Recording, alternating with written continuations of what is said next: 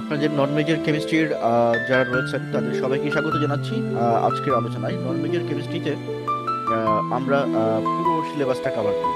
নন মেজরের প্রথম বর্ষের যে নন মেজর রয়েছে কেমিস্ট্রি এবং দ্বিতীয় বর্ষে, তো আজকের যে আলোচনাটা সেটি হচ্ছে একটা স্পেসিফিক কোশ্চেনকে কেন্দ্র করে, যে কোশ্চেনটা খুবই গুরুত্বপূর্ণ এবং হচ্ছে এটা পরীক্ষায় বিভিন্ন সময় এসেছে এবং আসবে। প্রথমে কথা হচ্ছে কেমিস্ট্রি, যদি আপনি যেহেতু নন মেজর, আমরা ধরে নিচ্ছি আমাদের মেন টার্গেট হচ্ছে পরীক্ষায় একটা ভালো স্কোর করা আর একটা বেসিক, মিনিমাম একটা বেসিক অ্যাচিভ করা। এটা হলো আমাদের দুটো টার্গেট। ঠিক আছে, একটা হচ্ছে পরীক্ষায় আমাদের হচ্ছে ভালো করা, মানে সব সম্পূর্ণ অ্যান্সার করার মতো ক্ষমতা, দক্ষতা অর্জন করা। নাম্বার টু হচ্ছে আমার একটা মিনিমাম বেসিক, কারণ যাদের ফিজিক্স রয়েছে তাদের হচ্ছে কেমিস্ট্রি রয়েছে, যাদের ম্যাথ রয়েছে তাদের হচ্ছে কেমিস্ট্রি রয়েছে, যাদের জুলজি পড়ছে তাদের কেমিস্ট্রি রয়েছে। সুতরাং আপনার নিজের সাবজেক্টকেও ভালো করে বোঝার জন্য কেমিস্ট্রির বেসিক বা ফান্ডামেন্টাল যে রুলসগুলো, সেই রুলসগুলো কিন্তু একটা সার্টেন লেভেল পর্যন্ত আপনাকে জানতে হবে। দ্যাটস ওয়াই কিন্তু এই সাবজেক্টগুলোকে আপনার মেজরের সাথে ইন্টিগ্রেট করা হয়েছে। এখন প্রবলেম কি? প্রবলেম হচ্ছে যে প্রবলেম হলো যে এই যে আপনি এটা করবেন, তাই না? এটা করতে গেলে আপনার সামনে বাধা কি, এটা আমরা একটু জানবো। সামনে বাধাটা কি? সামনে বাধা দুইটা। কি বাধা দুইটা? এই দুইটা বাধা যদি আপনি সলভ করতে পারেন তাহলে এইটা আপনার চিন্তাই করা লাগবে না, নো টেনশন। আর আমরা সেই কাজটাই আপনাদের করে দেবো। সেই বাধাগুলো তাহলে কি আমরা জেনে নিই, চলেন। বাধাগুলো হচ্ছে, প্রথম প্রথম যে ব্যারিয়ারটা, সেই ব্যারিয়ারটা হচ্ছে আপনি কিছু জিনিস পড়লেন আর 2 দিন পরে এটা গেলেন ভুলে, যার ফলে আবার পড়লেন, আবার 3 দিন, 7 দিন, 10 দিন পর আবার গেলেন ভুলে। এই হলো প্রবলেম, তাই না? বা আপনি যতটুকু পড়লেন তার 25% মনে আছে, বাদ বাকি মনে নাই। কিন্তু কেমিস্ট্রির ক্ষেত্রে এখানে 25% মনে থেকে কোনো কাজ নাই। যদিও ইনঅর্গানিক কেমিস্ট্রিতে কিছু মানে বুঝে বুঝে লিখতে পারবেন, কিন্তু অর্গানিক কেমিস্ট্রিতে 25% বুঝে কোনো লাভ নাই, পুরোটাই আপনি জানতে হবে। ফিজিক্যাল কেমিস্ট্রি তো তাই। তো সেই ক্ষেত্রে প্রবলেম যে আমাদের, সেটি হলো যে আমরা যে ভুলে যাচ্ছি সেই সমস্যার সমাধান আমরা আলোচনা করব। আর দুই হচ্ছে যে আহ, কোন জিনিসগুলো পড়বেন, কোন জিনিসগুলো পড়বেন না, আর কোনটা কোন কোশ্চেন কোথা থেকে পড়বেন, আর হচ্ছে নোটগুলো কিভাবে করবেন ইত্যাদি, এই বিষয়গুলো নিয়ে আলোচনা। তো প্রথমেই হচ্ছে প্রথমেই যে এই বিষয়টা আসবে, সেটি হলো আহ, যে এই যে কেমিস্ট্রি আপনি পড়ছেন ভুলে যাচ্ছেন, এই পড়া এবং ভুলে যাওয়া, এই দুটাকে আমাদের হচ্ছে কন্ট্রোল করতে হবে। এখন কোশ্চিন হচ্ছে যে হাউ, কিভাবে করবেন? আমরা যে টেকনিকের সাহায্যে এখানে আপনাকে পড়াবো, সেই টেকনিকটা হচ্ছে world standard mega memory technique, যার মাধ্যমে আমরা পড়াবো। এই পদ্ধতির মাধ্যমে অ্যানালাইসিস বলে, ওয়ার্ল্ড রেকর্ড বলে, সায়েন্টিফিক রিসার্চ বলে যে এই প্রসেসের মাধ্যমে যদি কোনো ইনফরমেশনকে আমরা শর্ট টার্ম মেমোরি থেকে লং টার্ম মেমোরিতে নিয়ে যাই, তাহলে এটা আপনি আজীবন মনে রাখতে পারবেন, যতদিন আপনি চাইবেন।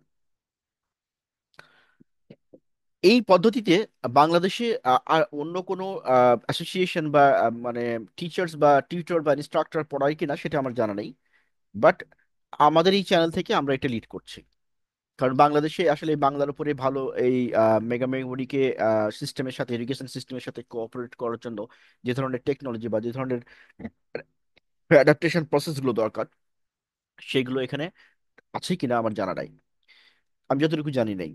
তো সেই জন্য হচ্ছে আমরা এই সাবজেক্টগুলোকে আপনাদের এখানে ইজি করে নিয়ে আসছি। এবং একটা বিষয় আপনাদেরকে আমরা গ্যারান্টি দিতে পারি, সেটি হচ্ছে আপনি যদি এইখান থেকে এই কোর্সগুলো কমপ্লিট করেন, ভিডিও দেখে দেখে এই চ্যানেলের সাথে লাইক সাবস্ক্রাইব করে রাখেন, যাতে করে ভিডিও কোনো আপডেট হলে আপনি নোটিফিকেশন পান,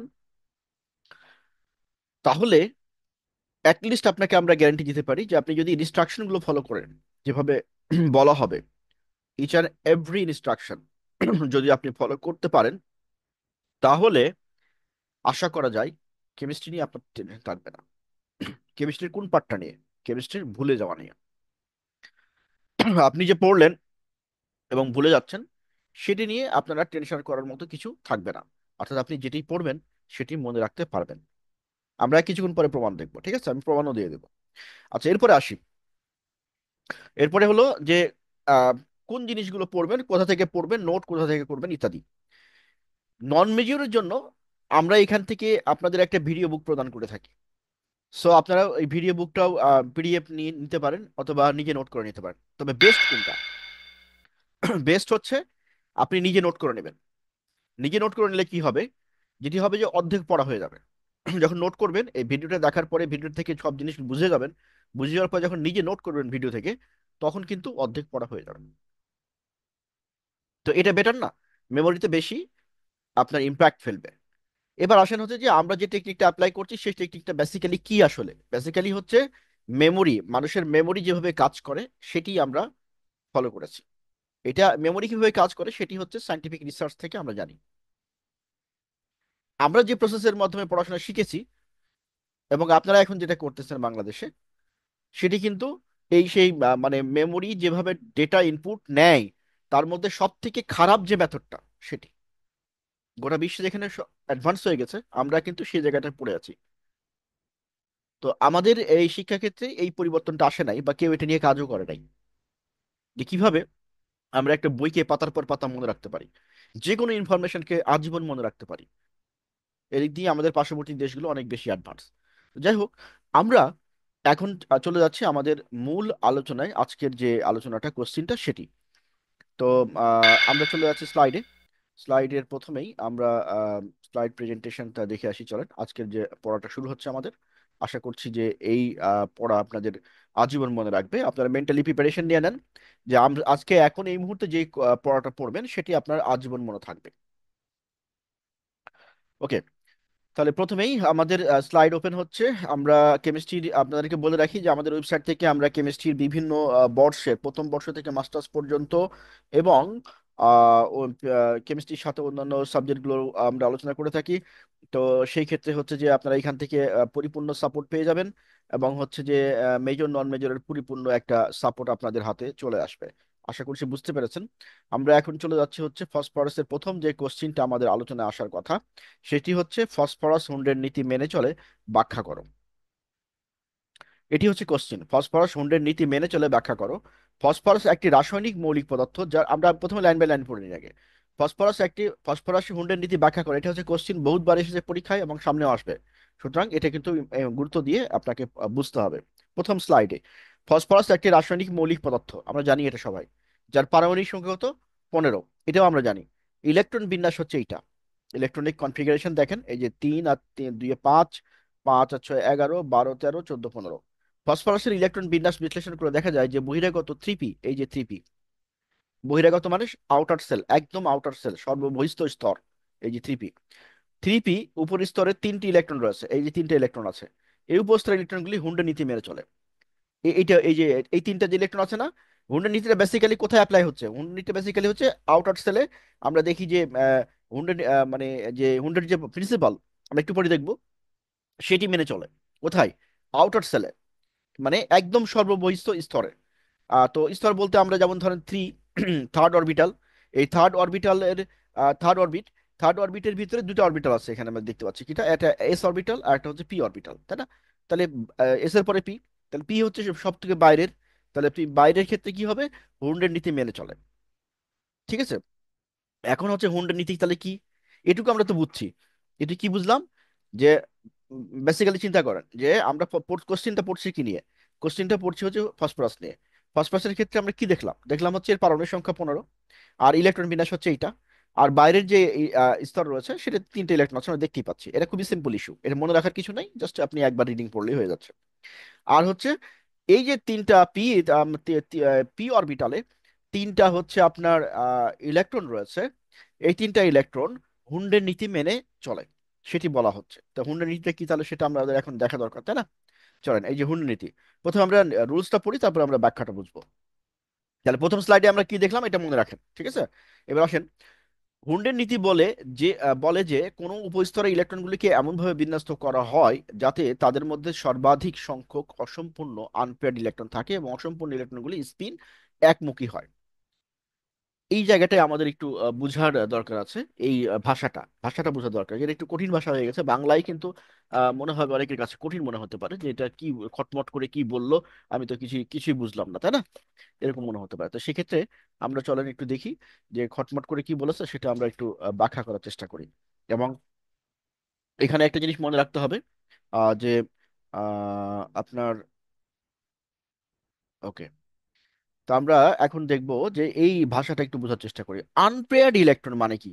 হ্যাঁ, অসম্পূর্ণ, সর্বাধিক সংখ্যক অসম্পূর্ণ ইলেকট্রন থাকে। মানে ধরেন আমরা যে থ্রি পি নিয়ে আলোচনা করি, এই যে থ্রি, এই যে পি, থ্রি পি ওই বাইরের স্তরটা। তাহলে এইখানে এটাকে যদি ভাঙেন, আপনারা জানেন যে পি অরবিটালকে তিনটা আবার উপ অরবিটালে ভাগ করা যায়, তাই না? তাহলে কি এটা কি থ্রি পি এক্স, তারপরে হচ্ছে থ্রি পি ওয়াই, আর একটা হচ্ছে থ্রি পি জেড। তিনটা, তিনটা উপস্তরে ভাগ করা যায়। এখন এই যে তিনটা উপস্তরে ভাগ করা যাচ্ছে, এই তিনটা উপস্তর, আহ, যে যখন ইলেকট্রন, আমরা জানি কয়টা ইলেকট্রন আছে এখানে, তিনটা আছে। এই তিনটা ইলেকট্রন কিভাবে যাবে? এই প্রথমে এখানে যাবে একটা, তারপরে এখানে যাবে, তারপরে এখানে যাবে। তো ইলেকট্রন তো এরকম হতে পারতো, তাই না? যে আপনার এই প্রথমেই দুইটা চলে গেল, তারপরে এখানে গেল একটা, তাও তাও করা যেত, করা যেত না? কিন্তু ওইটা ওইটা হয় না। কেন হয় না? ওইটা হয় না কারণ হচ্ছে হুন্ডের রুলস মেনে চলে। এটাই হচ্ছে হুন্ডের রুলস। এই অসম্পূর্ণভাবে, মানে দ্যাট ইজ আনপ্রেয়ার্ড ভাবে ডিস্ট্রিবিউট হবে। এখানে একটা, এখানে একটা, এখানে একটা। ঠিক আছে? তো এই এবার বলছে কি, এই অসম্পূর্ণ ইলেকট্রনগুলোর স্পিন একমুখী হবে। মানে এই যে এরকম থাকবে, এরকম। এটা হচ্ছে একমুখ, এটা হচ্ছে একমুখ। এরকম তো হইতে পারতো যে এইটা এরকম না থেকে এরকম থাকতে পারতো, কিন্তু আসলে এরকম থাকবে না। থাকবে কিরকম? এই যে এরকম একমুখী থাকবে। তাহলে হুন্ডসের যে প্রিন্সিপাল, সেটি আপনার কাছে ক্লিয়ার হলো যে ইলেকট্রনগুলো কি হবে? ইলেকট্রনগুলো প্রথমে একটাতে যাবে, তারপরে আরেকটাতে যাবে, তারপরে আরেকটাতে যাবে। মানে এক জায়গায় দূরে জমা হবে না প্রথমে। ঠিক আছে? মানে যখনই যেখানে যেখানে ফাঁকা পাবে, সেখানে সেখানে যাবে। মনে করেন এবার হুন্ডসের নীতি আমরা এবার প্র্যাকটিক্যাল উদাহরণ দিয়ে একটা বুঝবো, একটা গল্প শোনাবো আপনাদের। এই গল্পটা মনে রাখতে হবে, তাহলে কিন্তু এটা মনে থাকবে। গল্পটা কি? বাসে আপনারা চারজন উঠেছেন। হ্যাঁ, চারজন উঠেছেন, আর যে দেখলেন যে আহ, চারটা সিট লাগবে। তো একটা সিটে চারজন উঠলেন একসাথে, কিন্তু কেউ কাউকে চিনেন না। কেউ কাউকে চিনেন না, তখন কি হবে? যে চারজন দেখলেন চারটা, ছয়টা সিট ফাঁকা আছে। ছয়টা সিট পরিপূর্ণ ফাঁকা। আপনারা কেউ কিন্তু একটাতে যে দুইজন বসবেন না। আপনারা বসবেন হচ্ছে, দেখেন আপনি লক্ষ্য করে আপনারা, মানে 98% কেসে এরকম হবে। আপনারা প্রতিটা সিটে একজন একজন করে যে বসে যাবেন। আর যদি হয়, মানে ধরেন আহ, মানে এই যে চারটা সিটে আপনারা চারজন একজন একজন করে বসতেছেন, এটাই হচ্ছে হুন্ডসের রুল। হুন্ডস এটাই বলতেছে যে যেখানে যেখানে ফাঁকা হবে, আগে ফাঁকা জায়গা দখল হবে। আগে ফাঁকা জায়গা দখল হবে, তারপরে অন্য কথা। গল্পটা মনে রাখেন, পরে কাজে লাগবে। আমি একটু পরে বলবো কি করতে হবে। আচ্ছা, তাহলে এটাকে এখানে একটা ব্যাখ্যা দেওয়া আছে, দেখেন। এই যে এই জায়গাটায় একটা ব্যাখ্যা এখানে অ্যাড করা আছে। সেই ব্যাখ্যাটা কি? সমশক্তি সম্পন্ন অরবিটাল, সমশক্তির ইংলিশ হচ্ছে ডিজেনারেট। ডিজেনারেট সমশক্তি সম্পন্ন অরবিটালে প্রথমে প্রতিটি অরবিটালে একটি করে ইলেকট্রন যাবে, যেটা বললাম যে প্রতিটি চারটে সিটে একজন একজন করে বসবেন। একই স্পিন প্রবেশ, একই স্পিন সহ প্রবেশ করবে, মানে দিক একই দিকে হবে। মনে করেন যে ব্যাপারটা এরকম যে চারজন চারটা সিটে বসলেন, গাড়ি যাচ্ছে সামনের দিকে, আপনি এটাকে উল্টা হয়ে পিছন দিকে বসবেন? বসবেন না। গাড়ির যেদিকে ড্রাইভার আছে ওই দিকে মুখ করে বসবেন। সেটাই বলছে যে একটি স্পিন, স্পিন একই হবে, মানে একই দিকে থাকবে। এবং পরে প্রয়োজন হলে বিপরীত স্পিন সহ দ্বিতীয় ইলেকট্রন প্রবেশ করবে। এবং এর পরে দ্বিতীয় ইলেকট্রন, এই যে লাইনটা দেখেন, পরে দ্বিতীয় ইলেকট্রন প্রবেশ করে, মনে করেন চারটা সিট ফাঁকা ছিল, ছয়টা সিট ফাঁকা ছিল, আপনারা চারজন উঠেছেন গাড়িতে, যে চারজন চারটা সিটে বসে গেছেন। পরের স্টপেজে যে আরো চারজন উঠলো, তখন তারা কি করবে? ওই যে আপনারা যে চারজন চারটাতে বসেছেন, ওরা যে ওই চারজন চারটাতে বসবে। মানে ওই চারজন আপনারা দুই তখন জয়েন্ট হয়ে যাবেন। আপনি একা ছিলেন, আর একজন এসে বসে গেল। এই নীতি ইলেকট্রনদের মধ্যে স্থিতিশীলতা বৃদ্ধি করে, কারণই তাদের মধ্যে অপসরণ শক্তি বা রিপালশন হ্রাস করে। কারণ কি? এই এই নীতি ইলেকট্রন, এখন কোশ্চিন হচ্ছে যে এই হুন্ডসের নীতি কেন? এটা এই কারণে যে এই যে ধর্মটা, মানে এই যে প্রপার্টিজটা, কেমিক্যালের প্রপার্টিজটা আপনার কেমিক্যালের ভিতরে রয়েছে, সেটি হুন্ডস ব্যাখ্যা করেছে। এবং এটা কেন নেচার এটা কেন করে? কারণ নেচারের বৈশিষ্ট্য হচ্ছে সবসময় কম শক্তি ব্যয় করো। এটা হচ্ছে ন্যাচারাল শিক্ষা। কেমিস্ট্রি থেকে আপনারা লাইফের জন্য এটা শিক্ষা নিতে পারেন। সবসময় মিনিমাম এনার্জি খরচ করে যেটা করা যাবে সেটাই করতে হবে। হ্যাঁ, তো মিনিমাম এনার্জি খরচ করে যেটা করা যাবে সেটাই করতে হবে। মানে কম শক্তি খরচ করতে বলা হয়েছে। কম শক্তি খরচ করলে কি হবে? এদের এদের হচ্ছে স্ট্যাবিলিটি বাড়ে। তো নেচারে যে এই পদার্থগুলো রয়েছে, এই পদার্থগুলো এটা কেন করে? করে এই কারণে তাদের স্থায়িত্ব বাড়ানোর জন্য। তাদের স্থায়িত্ব বাড়ানোর জন্য এটা করেন। তো এই স্থায়িত্ব বাড়াতে গেলে তারা কম কম শক্তি খরচ করে একটা একটা করে যাচ্ছে, এবং পরবর্তীতে অতিরিক্ত থাকলে তখন তারা জয়েন্ট করতেছে। বুঝে গেল? তাহলে গল্পটা আমরা একটু রিভিউ করি, যে আপনারা চারজন গাড়িতে উঠেছেন, দেখছেন চারটা সিট ফাঁকা আছে, চারজন চারটাতে যে বসে গেলেন। পরের স্টপেজে যে আরো চারজন উঠলো, তখন ওই চারজন আবার আপনাদের পাশে একজন একজন করে বসে গেল। হুন্সের নীতি হচ্ছে এটা, যে কোনো একটা অরবিটাল ফাঁকা থাকলে যে কটা ইলেকট্রন থাকবে প্রতিটা অরবিটালে একটা একটা করে যাবে। পরে যদি আরো অতিরিক্ত ইলেকট্রন আসে এবং ইলেকট্রন ধারণ করার মতো ক্ষমতা থাকে, তাহলে ওই অরবিটালে তারা বসবে। এবং আপনারা যে চারজন গাড়িতে উঠেছিলেন, ওই চারজন ড্রাইভার যেদিকে আছে সেদিকে মুখ করেছিলেন, উল্টা দিকে পিছন ফিরে কেউ বসেন নাই। তার মানে হচ্ছে ইলেকট্রনগুলো কি হবে, ইলেকট্রনগুলো একই স্পিনে থাকবে। যখন চারটা ইলেকট্রন প্রবেশ করবে বা ফাঁকা অরবিটালগুলোতে একটা একটা করে ইলেকট্রন যাবে, সব ইলেকট্রন একই দিকে মুখ করে থাকবে। এটাই হচ্ছে হুনসেন রীতি। এখানে ব্যাখ্যাটা দেওয়া আছে, আশা করছি এই গল্পটা আপনারা মনে রাখতে পারবেন। এবং এই গল্প যদি মনে থাকে, এই হুনসেন নীতি আর জীবনে কোনোদিন ভুলবেন না। এই গল্পটাকে এইভাবে মনে রাখেন, জাস্ট আপনি চোখ বন্ধ করে ইমাজিন করেন, আমি যেটা বললাম, চোখ বন্ধ করে আপনি জাস্ট ইমাজিন করেন যে হুনসের রীতিটা কি। আমি গল্পটা বলেছি, গল্পের সাথে আপনার পড়াটা মিলান। গল্পটার খেয়াল করেন, চারজন একটা বাসে উঠতেছেন, চারটা সিট ফাঁকা আছে, দুই দুই একটা সিটে দুইজন বসতে পারবে, কিন্তু আপনারা চারজন যে চারটাতে বসে গেলেন। পরের স্টাফে আরো চারজন উঠলো, এই চারজন আবার একজন একজন করে চারটা সিটে বসলো, তাহলে জয়েন্ট হয়ে গেল। তার মানে হচ্ছে হুন্সের রুল হলো যে প্রথমে ফাঁকা থাকলে ফাঁকা অরবিটালের ইলেকট্রনগুলো যাবে, তারপরে যদি আরো ইলেকট্রন আসে তখন সেই ইলেকট্রনগুলো জয়েন্ট হবে, এবং তারা সবাই একদিকে মুখ করে বসবে, মানে ইলেকট্রনের স্পিন একই দিকে থাকবে। বলেন আমাকে, এই গল্প যদি আপনার মনে রাখতে খুব কষ্ট হবে? এই পড়া কি আপনাকে আর দুবারা পড়তে হবে? এই গল্পটা আপনাকে রিভিশন দিতে হবে এখন। গল্পটা রিভিশন দিবেন, পড়া না। গল্প রিভিশন দিলে পড়া অটোমেটিক হয়ে যাবে, পড়া এর সাথে অটোমেটিক ব্রেন নিয়ে নেবে, কারণ আপনি যে চিত্রটা মনে মনে দেখতে পাচ্ছেন, যে আপনি বাসে উঠেছেন, চারজন যে চারটাতে বসলেন, পরে স্টপেজে আরো চারজন উঠলো, চারটাতে যে বসলো, এর সাথে সম্পর্ক কি? হুন্সের নীতির, হুন্সের নীতির সম্পর্ক হচ্ছে ইলেকট্রনগুলো এভাবে ডিস্ট্রিবিউট হয়। আর স্পিন ইলেকট্রনের দিকগুলো একই দিকে থাকে, কারণ আপনারা সবাই ড্রাইভারের দিকে তাকায় থাকেন, ড্রাইভারের দিকে মুখ করে বসেন। এটাই হচ্ছে হুন্সের রুল। সো সিম্পল, জীবনে আর কোনোদিন হুন্সের রুল আপনি ভুলবেন না, জীবনে না। এই গল্প যদি মনে থাকে, জাস্ট এই গল্পটা এখন কি করতে হবে আপনাকে? রিভিশন দিতে হবে। রিভিশন কিভাবে দিতে হয়? গল্পটা রিভিশন দিতে হবে, গল্প রিভিশন দিলেই আপনার পড়া অটোমেটিক রিভিশন হয়ে যাবে। তো রিভিশন দেওয়ার জন্য আমি নিশ্চয়ই ভিডিও আমাদের চ্যানেলে দিয়ে রাখছি। রিভিশন দেওয়ার কিছু টেকনিক আছে, সাইন্টিফিক টেকনিক আছে, যে টেকনিকে রিভিশন দিলে কিয়ামত পর্যন্ত আপনার এই হুন্সের রুল আপনি আর কোনোদিন ভুলবেন না, কিয়ামত পর্যন্ত কোনোদিন ভুলবেন না, গ্যারেন্টি। এই গল্প যদি আপনার মনে থাকে। Do not focus on the text, এই টেক্সটের দিকে ফোকাস করেন না, ফোকাস করেন গল্পের দিকে। যে গল্প আমি বলেছি ওই গল্প মনে মনে চোখ বন্ধ করে দেখার চেষ্টা করেন, ওই গল্প দেখেন, তার সাথে পড়া মিলিয়ে দেন, দ্যাটস ইট। এরপরে আপনি নিজে লিখতে পারবেন।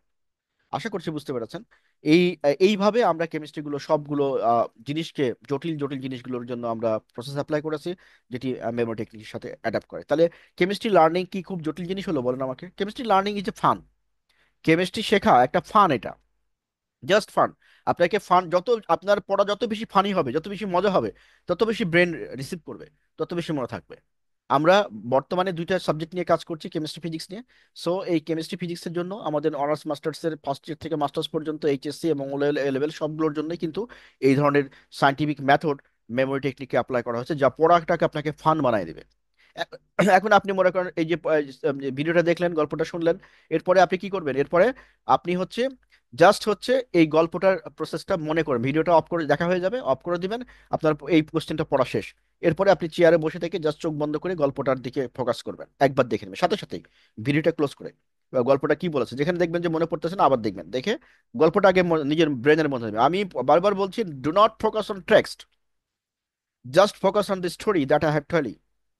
Don't focus on text, text automatically চলে আসবে। Okay, next. এবারে আসি আমরা, এবারে আসি আরেকটা জিনিসে, যে যে জিনিসটা, তাহলে ওই স্লাইডের পড়া শেষ, আমরা শেষ, ওই পরে আমরা একটা গল্প শুনেছি। এবারে আমাদের কাজ হচ্ছে, এটা আপনারা জানেন যে পি এক্স ওয়াই জেড, এখানে জাস্ট একবার রিডিং পড়ে নিলেই হবে। এই তিনটাকে তিন ভাগে ভাগ করা যায়, এতে পি অরবিটালে পি এক্স পি ওয়াই এবং পি জেড, ঠিক আছে, ঠিক আছে। আচ্ছা, এই বিন্যাস অনুযায়ী ইলেকট্রন আলাদা অরবিটালে এককভাবে অবস্থান করতে পারে, স্পিন একমুখী হয়, এটা যেটা আমরা গল্পে বলে ফেলেছি অলরেডি। এই যে P x P Y P Z আমি দেখাইছি আপনাদেরকে, তাই না? সো আমরা এই স্লাইডটা স্কিপ করে যাচ্ছি, এটাতে তেমন কিছু না, জাস্ট আপনি অলরেডি জেনে গেছেন এটা। আচ্ছা, এবার হচ্ছে আরেকটা জিনিস এই কোশ্চেনের সাথে রিলেটেড, ওই কোশ্চেনটার অ্যান্সার লেখার সময় এই জিনিসটাও অ্যাড করে দিবেন। সেটা কি? হুন্সের নীতি অনুসারে গুরুত্ব। দেখেন, আমি আগেই বলেছি, হুন্সের কেমিক্যালের বৈশিষ্ট্য কি? বৈশিষ্ট্য হচ্ছে মিনিমাম এনার্জি খরচ করে থাকা, তাই না? তা আমরা গল্পে কি দেখেছি? গল্পে দেখেছি তারা হচ্ছে একটা একটা করে যাচ্ছে। তো একটা একটা করে যাচ্ছে, তার মানে হচ্ছে মিনিমাম এনার্জি খরচ করে তারা যাচ্ছে। তার মানে কি, একটা এলিমেন্ট, একটা যৌগ সবসময় চায় যে সে যেন সার্ভাইভ করে মানুষের মতো। তো সার্ভাইভ করলে কি, এটাকে আমরা কি বলি কেমিস্ট্রি ভাষায়, এটাকে বলি স্ট্যাবিলিটি। বাংলায় কি বলি, স্থিতিশীলতা। তাহলে হুনসেন নীতির গুরুত্ব কোথায়? স্ট্যাবিলিটির জন্য। দেখ গেল এটা। আর শক্তির সর্বনিম্ন অবস্থা, শক্তি সর্বনিম্ন অবস্থা কি? ওই যে গল্পের দিকে ফোকাস করেন, গল্পে আপনি দেখেন একটাতে যদি দুটো ইলেকট্রন ঢুকে তাহলে যে জিনিস হয়, আর একটাতে যদি একটা একটা করে যায় তাহলে কিন্তু কম এনার্জি খরচ হয়। সেই জন্য শক্তি সর্বনিম্ন অবস্থা মানে একটাতে দুটো ইলেকট্রন ঢুকতে গেলে যে এনার্জি লাগবে, তাতে যদি প্রথম স্টেজে যদি সবগুলোতে একটা একটা করে চলে যায়, যে জিরো আছে সেখানে যদি একটা একটা করে যায়, তাহলে সেই ক্ষেত্রে কিন্তু শক্তি খরচ কম হবে। হোনসের নীতি মেনে ইলেকট্রন বিন্যাস করা হলে পরমাণুর শক্তি খুব কম থাকে, যা একটি স্থিতিশীল অবস্থা নির্দেশ করে। তাহলে এটা পাইলেন যে শক্তির সর্বনিম্ন অবস্থা মানে এনার্জি কম, তার স্থিতিশীলতা একটা হলো, আর একটা এনার্জি কম একটা হলো। তো আপনি গল্পের দিকে কিন্তু প্রকাশ করেন একটা একটা করে ইলেকট্রন যাচ্ছে কেন, কারণ হচ্ছে শক্তি কম যেন লাগে সেটা। আর রাসায়নিক গুণাবলী নির্ধারণ, এই যে একটা একটা করে যাচ্ছে যার ফলে তাদের ওখানে মানে কয়টা বিজোড় ইলেকট্রন আছে, মানে চারজন চারটা সিটে বসেছিলেন আপনারা, তো ইলেকট্রন কয়টা আছে এরকম, একক লোন লোন পেয়ার ইলেকট্রন, একক ইলেকট্রন যেটা কিন্তু বন্ড ফর্ম করতে পারে। আমরা জানি যে বন্ড ফর্ম করতে কিন্তু বিজোড় ইলেকট্রন লাগে, তাই না? জোড় ইলেকট্রন তো জোড় বাঁধেই আছে, তারা তো সংসার করেই আছে। সুতরাং ওইখানে তো আমাদের আর মানে সংসার ভেঙে সংসার করার দরকার নাই। যেখানে সংসার নেই, খালি এককভাবে আছে, সিঙ্গেল, বলি না যে আমরা সিঙ্গেল আছি। তো ওই সিঙ্গেল যারা আছে তারাই তো সংসার করবে, তাই না? তো সিঙ্গেল যে রয়েছে, এই সিঙ্গেলের উপরে কেমিক্যালের প্রপার্টিজ নির্ভর করে। কেমিক্যালের প্রপার্টিজ নির্ভর করে সিঙ্গেল ইলেকট্রন কয়টা তার তার উপরে, পায় বন্ধন কয়টা, তাই না? তো সিঙ্গেল বন্ড ইলেকট্রন কয়টা তার উপরে নির্ভর। তার মানে আমরা যদি গল্পের দিকে প্রকাশ করি, এই যে হুন্সের গুরুত্ব গুরুত্ব বোঝার জন্য আমরা আবার ওই গল্পে ফিরে যাচ্ছি। গল্পে দেখেন যে ওইখানে আমরা একটা একটা করে ইলেকট্রন দেখেছিলাম, তাই না? চারজন চারটা সিটে বসেছিলেন, তার মানে চারটা সিটে একটা করে ইলেকট্রন ছিল। আবার পি অরবিটালে একটা একটা করে ইলেকট্রন ছিল। এই একটা করে ইলেকট্রন কি হচ্ছে, তার কি রাসায়নিক গতি নির্ধারণ করে, কেমিক্যাল বিহেভিয়ার নির্ধারণ করে। ঠিক আছে? এই কেমিক্যাল বিহেভিয়ার নির্ধারণ করার জন্য বা অ্যানালাইসিস করার জন্য কিন্তু হুনসের নীতি গুরুত্বপূর্ণ। তাহলে হুনসের নীতি একসাথে কি কি কাজ করছে, তিনটা কাজ করে। আমরা গল্পে ফিরে যাচ্ছি। গল্পে আপনারা চারজন চারটা সিটে বসেছেন। কেন বসেছেন? বিকজ এভাবে বসলে পরে আরাম লাগে, ঝামেলা কম হয়, সেটা যেটাকে আমরা বলি স্ট্যাবল বা স্থিতিশীলতা। আরটা হচ্ছে কি, শক্তি খরচ কম হয় ইলেকট্রনের ক্ষেত্রে, শক্তি খরচ কম হয় সেজন্য ইলেকট্রন ভাবে করে। আরটা হচ্ছে কি, রাসায়নিক ধর্মাবলী নির্ধারণ করা যায়, কারণ রাসায়নিক ধর্মাবলী তো ইলেকট্রন বিন্যাসের সাথেই সম্পর্কিত, তাই না? তাহলে এখন আপনার কাজ কি, এই ভিডিও দেখা শেষ আমাদের, ভিডিওর আলোচনা শোনা শেষ, এটা সম্পর্কে সম্যক একটা ধারণা পেয়েছেন আপনি। এবার আপনার কাজ হচ্ছে এখন গল্পটার দিকে ফোকাস করা। এই ভিডিওটা ক্লোজ করে দিবেন। ক্লোজ করে আপনার কাজ হচ্ছে গল্পের দিকে ফোকাস করেন, গল্পটা রিমাইন্ড করেন। গল্পটা আমি যা বলেছি ঠিক হুবহু ওইভাবে দেখার চেষ্টা করেন। কোন কালারের বাস সেটা দেখেন, কোন সিটে বসেছেন আপনি সেটা দেখেন, দেন ওখানে চারজন যে ঢুকলো, ওরা চারজন কোন কোন জায়গায় বসলো সেটা দেখেন, তারপরে ইলেকট্রনগুলোকে চিহ্নিত করেন। তারপরে দেখেন যে ইলেকট্রন ওইভাবে বিন্যস্ত হচ্ছে, বিন্যস্ত কেন হলো সেটা নিজেকে কোশ্চেন করেন। কি কেন তারা এভাবে বসলো, হুনসের রুটি এখানে কোথায় কোথায় জড়িত আছে ইত্যাদি। এই গল্পের সাথে আপনার কাজ, আপনার টেক্সট পড়ার দরকার নাই। জাস্ট গল্পটাই মনে রাখেন, গল্পটাতেই আপনি কোশ্চেন করেন। উত্তর খুঁজে না পেলে ভিডিওতে ফিরে এসে আবার ভিডিওতে দেখেন। এটা যদি একবার আপনি এই যেভাবে রিভিশন দিতে বলেছি, এভাবে সে রিভিশন দেওয়ার পরে আপনাকে আর জীবনে রিভিশন দিতে হবে না, গ্যারেন্টি। কোনো দিন রিভিশন দিতে মানে কিয়ামত পর্যন্ত, যতদিন আপনার ব্রেন সুস্থ থাকবে কোনো দিন রিভিশন দিতে হবে না, কেমিস্ট্রি পড়াই লাগবে না এটা। আজীবনের জন্য আপনার ব্রেনের মধ্যে কেমিস্ট্রি ঢুকে যাবে। সবাইকে ধন্যবাদ। আমরা কেমিস্ট্রি সবগুলো পেপার এইভাবে পড়াচ্ছি, সুতরাং আপনাদের যার যে কোনো সমস্যা রয়েছে chemistry related, SSC, HSC, O level, A level, honours first year for National University এবং 7 college first year to masters পর্যন্ত কেমিস্ট্রির যে কোনো সমস্যার জন্য আমাদের সাথে যোগাযোগ করুন।